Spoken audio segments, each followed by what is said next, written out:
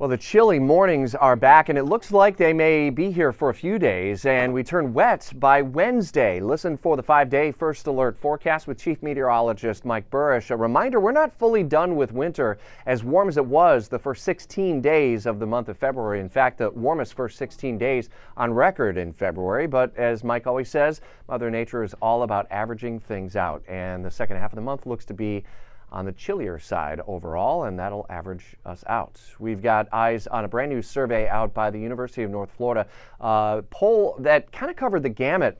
Florida gubernatorial race, speculative candidates for 2026, including the First Lady, Casey DeSantis, Byron Donalds, Representative, former Florida Representative Matt Gaetz, and others. Have a look-see at who is leading the pack at WOKV.com.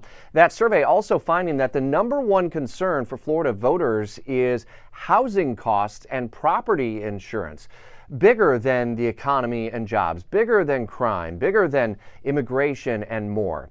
Some of the reasons and takeaways as we're weeks away from the start of the Florida legislative session in our coverage of the story at WOKV.com. We've all been fascinated by what it must have been like for those people, about 80 souls on board a Toronto-bound plane that flipped over on the tarmac after landing yesterday afternoon. It's a wonder no fatalities happened. Multiple injuries, however, upwards of 17 or 18 injuries as an investigation is underway. The fourth airline mishap over the last several weeks in the country. And all of this coming amid ongoing cost cutting that is happening amid the new administration.